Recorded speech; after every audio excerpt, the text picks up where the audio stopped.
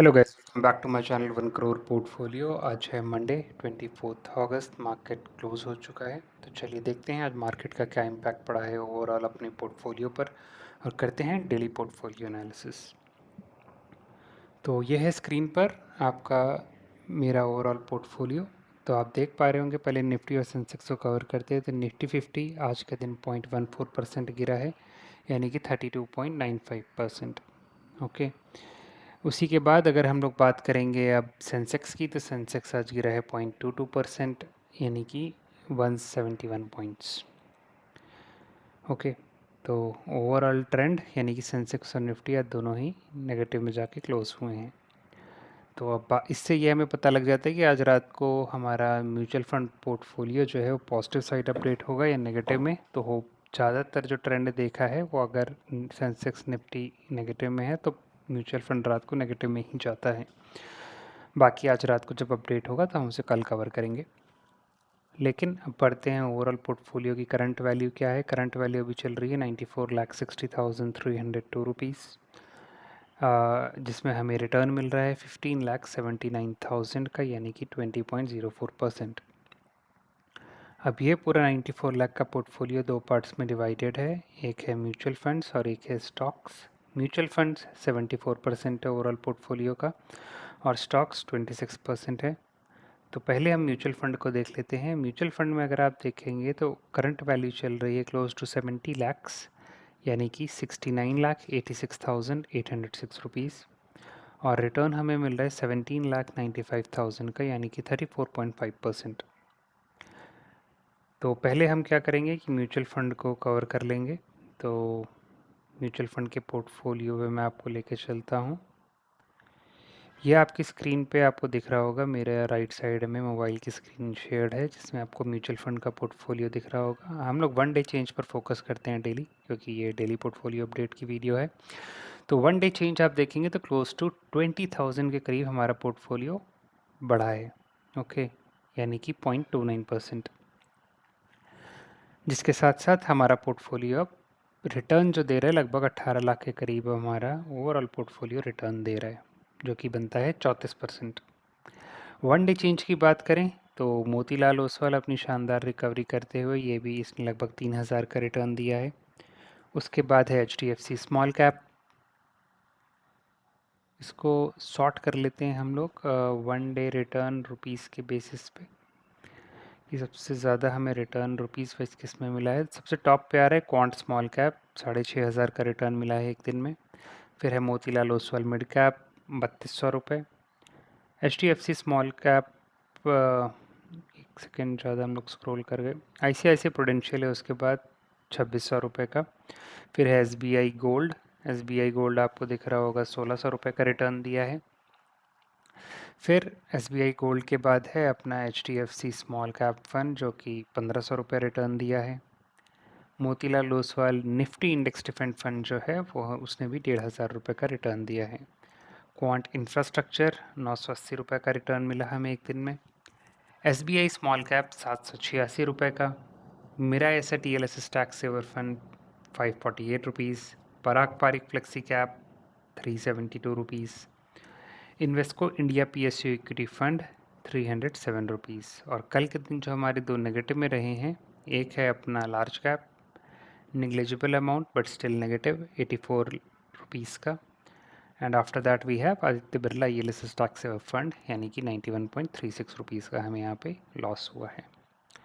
तो ये तो बात हो गई हमारे म्यूचुअल फंड के पोर्टफोलियो की, कि लास्ट ट्रेडिंग डे के बाद म्यूचुअल फंड में जो अपडेट हुआ उसको हमने कवर किया है। अब हम देखते हैं रियल टाइम में अपने स्टॉक्स का क्या आज के दिन असर पड़ा है, क्योंकि ये उसी दिन अपडेट हो जाता है। तो निफ्टी 50 से कंपेयर करेंगे, निफ्टी 50 गिरा है 0.14%। हमारा पोर्टफोलियो थोड़ा सा कम गिरा है, लेकिन 0.04%। देखते हैं 0.04%, यानी कि 890 रुपये लगभग आप कह सकते हैं, इतने का लॉस हुआ है। इसी के साथ साथ ओवरऑल लॉस हमारा बढ़कर अब 2,15,000 पहुंच गया है, यानी कि कंप्लीट 8% का लॉस। इन्वेस्टमेंट की आप बात करेंगे, टोटल इन्वेस्टमेंट है 26,88,000 का, और वो गिर कर अभी हो गया है 24,73,000 का। ओके, आज की बात करेंगे अगर हम आज क्या हुआ है दिन भर में, तो आज के जो रिटर्न पॉजिटिव साइड हमें जिसने जनरेट करके दिया है 1000 रुपये के ऊपर, उनको कवर करते हैं। BSE 5700 रुपीज़ आज रिटर्न मिला है। फिर है KC इंडस्ट्रीज़ 1500। फिर है अपना गोल्ड बॉन्ड 1200। उसके बाद है अपना कोचिन शिपयार्ड 1000 रुपीज़। तो पॉजिटिव साइड तो अपने केवल इतने ही स्टॉक्स थे 1000 रुपये के ऊपर। नेगेटिव में हमें कुछ ज़्यादा दिख रहे हैं। नेगेटिव में देखते हैं डिक्सॉन टेक 2200 रुपीज़, यहाँ लॉस हुए हैं। फिर दूसरे नंबर पे अडानी पोर्ट्स, आज 1.64% अडानी गिरा है, 2000 का यहाँ लॉस हुआ। RVNL भी आज 1.6% गिरा, यहाँ 1300 रुपये का लॉस हुआ है। फिर है भारत इलेक्ट्रॉनिक्स 1.2% लॉस हुआ है, 1200 रुपीज़।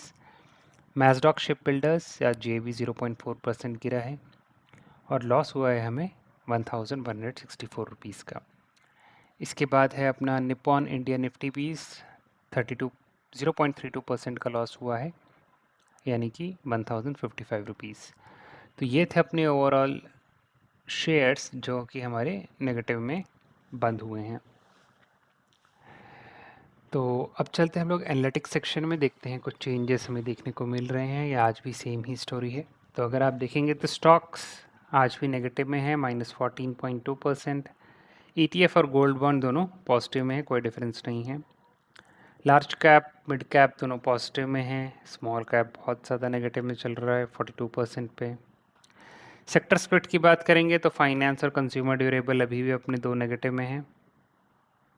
ओके, बाकी अगर हम लोग पोर्टफोलियो वेटेज की बात करें तो टॉप 5 स्टॉक्स हैं, उनमें आपको डिक्सॉन टेक ही -15% में नेगेटिव में दिखेगा, वरना बाकी सब अब पॉजिटिव में है।